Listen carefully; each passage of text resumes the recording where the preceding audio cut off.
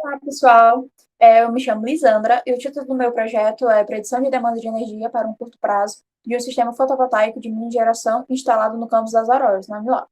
O meu orientador é o professor Dr. Antônio Alisson Pessoa Guimarães. Eu vou aqui começar a apresentação para vocês, só um instante.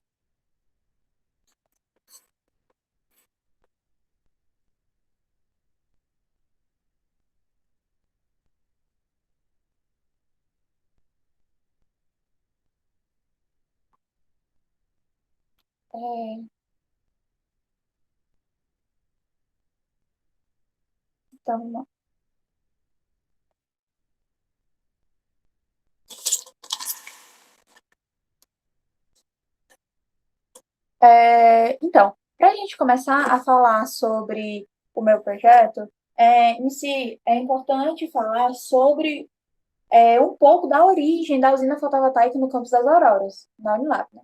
Com o objetivo de estimular a autogeração das universidades públicas, a Enel, em parceria com o governo federal, indicou 44 universidades em um edital chamado Projeto Prioritário de Eficiência Energética e Estratégia P&D, Eficiência Energética e Mini Geração Instituições Públicas de Educação Superior. O investimento foi publicado no site da Unilab, que foi em torno de R$ 1.000.000,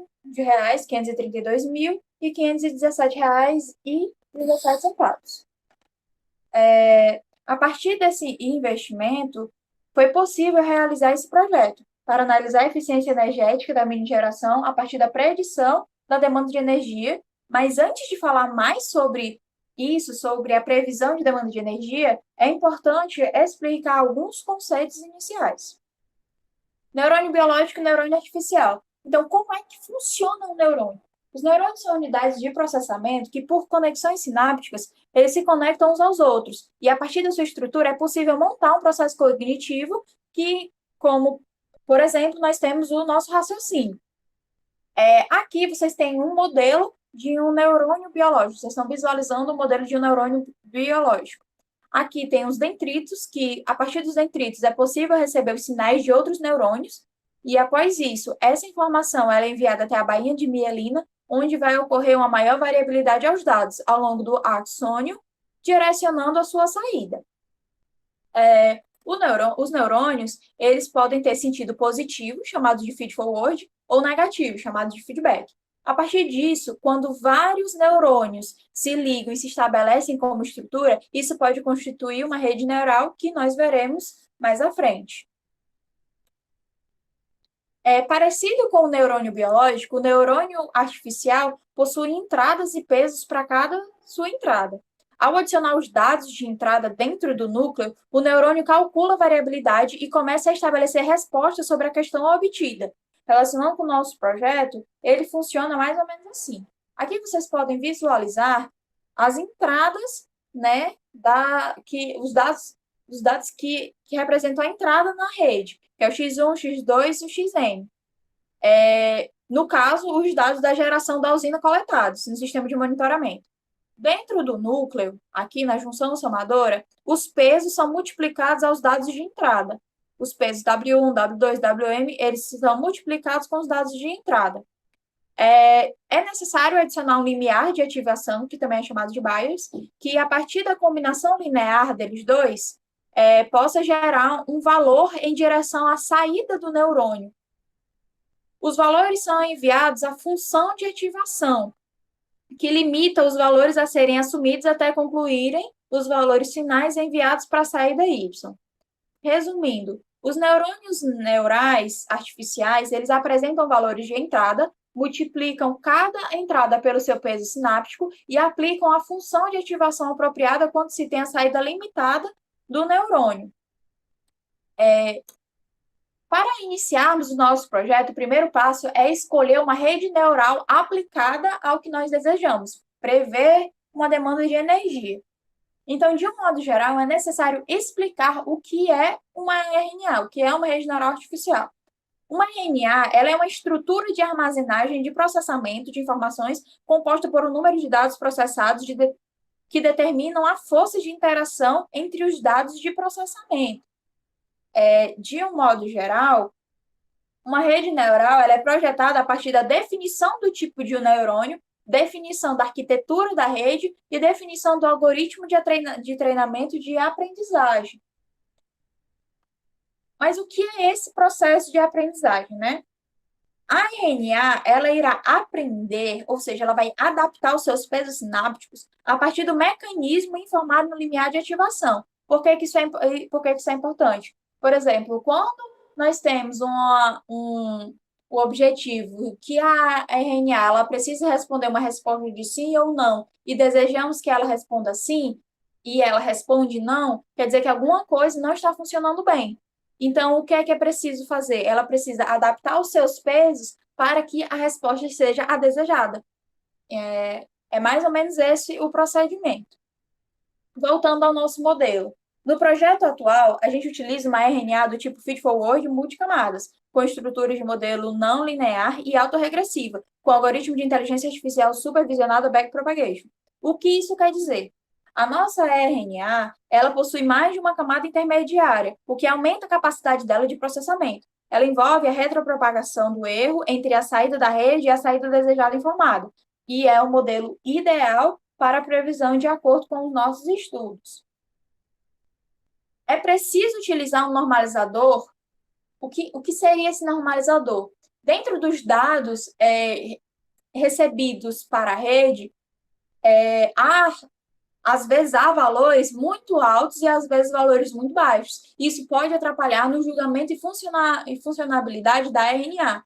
Então, o normalizador ele vai tentar fazer com que, como o nome já diz, tentar regularizar esses dados discrepantes.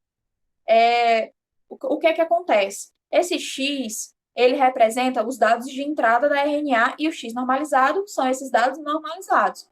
O valor máximo, esse valor max de X, é o valor de geração máxima da série fornecida e o min é o valor mínimo da série fornecida. Então, se, por exemplo, a gente tem uma ordem de predição de 20 em 400 amostras, de 20 em 20 há uma normalização de dados, onde pega-se o maior valor, o menor valor informado e aplica na equação.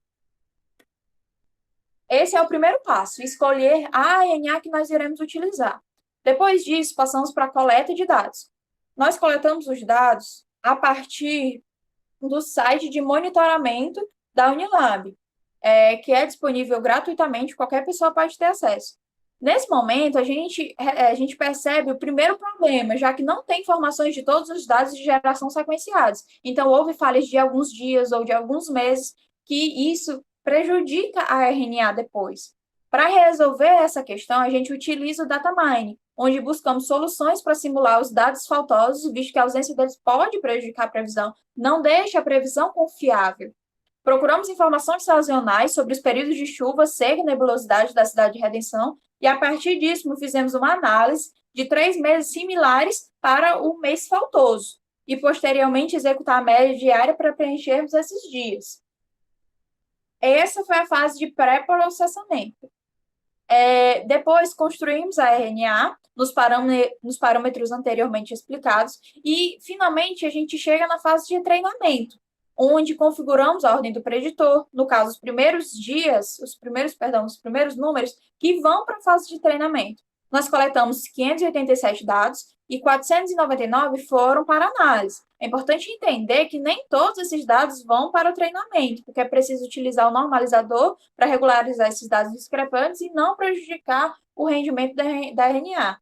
Nós tivemos alguns resultados que não são os resultados esperados, por motivos que eu irei explicar, e com isso nós também precisamos aperfeiçoar a rede para que ela funcione melhor, e a partir disso nós conseguiremos desenvolver uma aplicação para acompanhar a eficiência do módulo.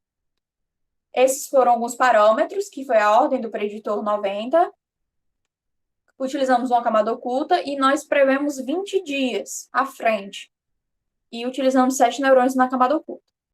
Essa daqui é uma série histórica com previsão de geração, onde aqui nós informamos qual é o comportamento que a RNA forneceu para esses 20 dias que utilizamos a previsão. Se a gente comparar essa previsão, a nossa previsão, com a demanda que realmente aconteceu, nós percebemos um certo padrão do comportamento. Se aqui, por exemplo, nós utilizamos uma reta contínua, nós perceberíamos que nesse processo nós estaríamos adotando a metodologia errada, já que seria uma reta contínua quando nós temos uma variação aqui na série. Então, nós percebemos que a nossa série ela está no caminho certo, porém ela precisa ser melhorada, digamos assim. Isso nós iremos mostrar agora.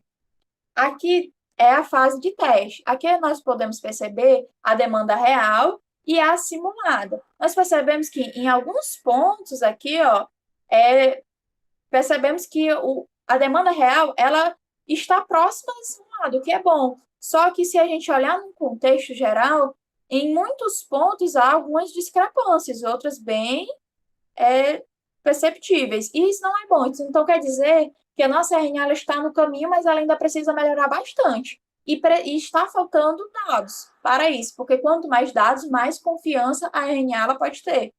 Então, conclusões. Nós concluímos que os dados ainda são poucos para obter uma previsão ideal. É necessário estudar o aperfeiçoamento para melhorar o funcionamento da RNA. E, a partir dessa funcionalidade, é possível desenvolver a aplicação para avaliar a eficiência energética de geração, a eficiência energética da mini geração. Algumas referências e os meus agradecimentos. Eu agradeço ao meu orientador, o professor Dr. Antônio Alisson, pelas longas reuniões e paciência por eu ter pego uma bolsa em andamento. Eu agradeço à PIBIC Unilab pela oportunidade da bolsa e de iniciação científica. Eu agradeço à própria IVG pela organização da Semana Universitária. E é isso. Muito obrigada pela atenção.